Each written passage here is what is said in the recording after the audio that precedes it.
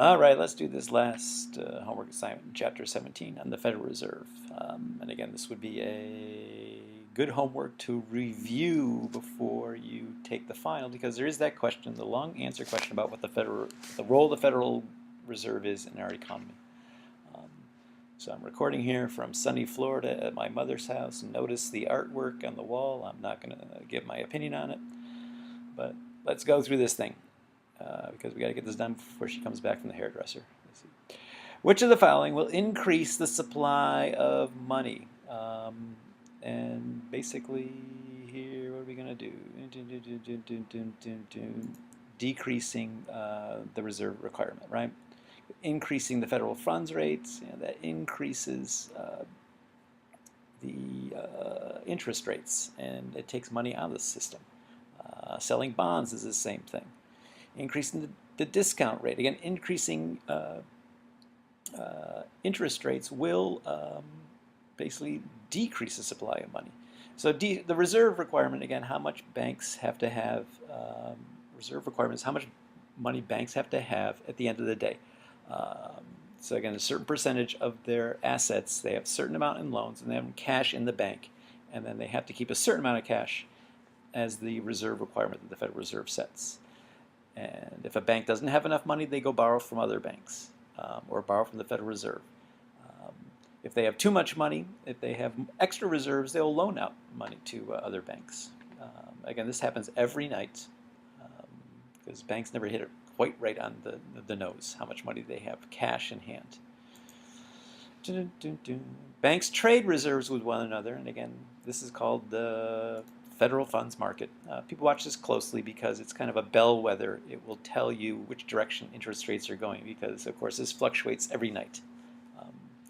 The amount the interest banks charge each other for overnight loans. It's a real small interest rate. Next, banks borrow from the Fed again, at the discount rate. If a bank is having trouble and other banks won't loan it money, because they're worried about not getting their money back, the Federal Reserve is always the bank of last resort. Banks can always borrow from the Federal Reserve. But if you do this, then of course, the Federal Reserve will wonder what's going on, and they'll come talk to you about this with a lot of regulators. But it's a way of keeping the banking system solid, having again, the Federal Reserve as the fallback. Next, to decrease the level of output in the short run, here, what should the Fed do, right? And basically, they want to suck money out of the system, so they will conduct an open market sale of bonds. Again, this is the key thing that the Fed does to control the money supply is they will they will sell to banks a bond at a good interest rate. Usually these federal bonds, the Treasury Department sells bonds every week to borrow to keep the federal government going. The Federal Reserve will sell that bond to a bank at a good interest rate for the banks to want to do this, and then take money from the banks. And that takes money out of the system, right? And again, we're going to there's another question coming up that goes over this operation. This is one of the key things you have to have on the final when you talk about the Fed. So this is the question. Again, understand this question, and it kind of lays it all out here, right? An open market sale, right? Again, the Federal Reserve is selling bonds to a bank, right? So, and then the bank basically gives them the cash for that bond. So, of course, this will decrease the supply of money because it sucks money out of the banks, right? The cash, goes into the Federal Reserve. The banks then hold the IOU, the bond, at again a nice interest rate. So banks will do this. Oops, actually I forgot. I got to go on to the next part of this one. Again, we'll decrease the supply of money. Let me check this one. Oh, very good, nice job. Again, which will of course cause interest rates because they're taking money out of the system.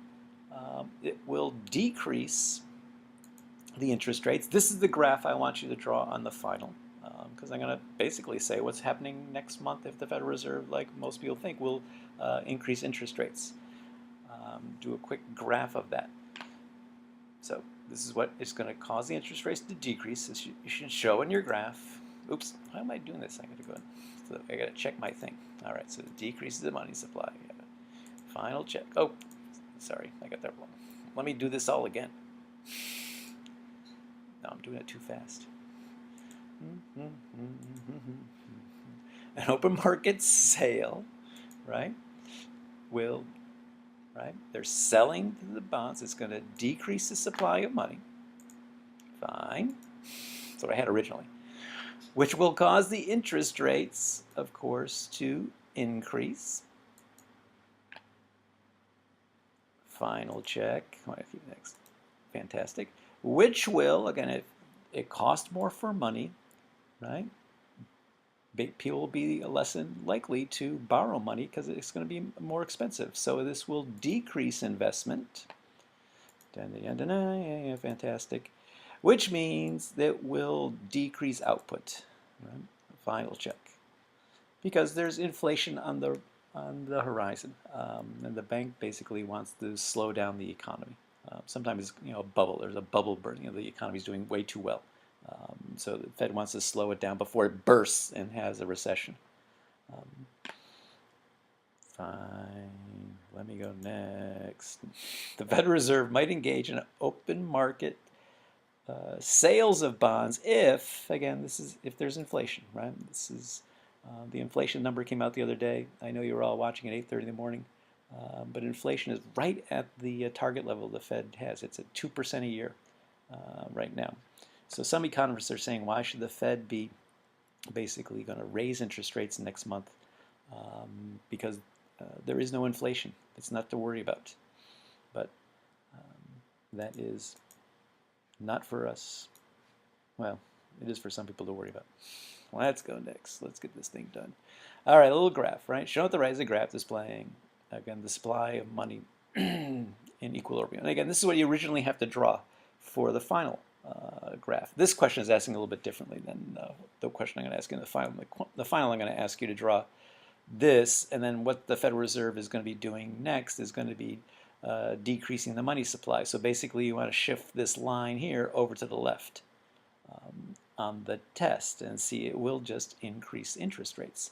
Here, though, they're saying that the consumer demand for money has increased. So you're going to get money demanded. So this is going to do a demand line increases. It shifts to the right. 2 clicks there, and this is my M1, and then I got to use the pointer tool to find the new equilibrium point, right? And then they have it marked R1 rate. Again, rate 1. So again, here we can see the interest rates have gone up with again the demand for money increase. Again, everyone's going to the bank for a loan. The banks then, of course, are going to charge a higher interest rates because there's more demand. They can get away with it. Why not make money?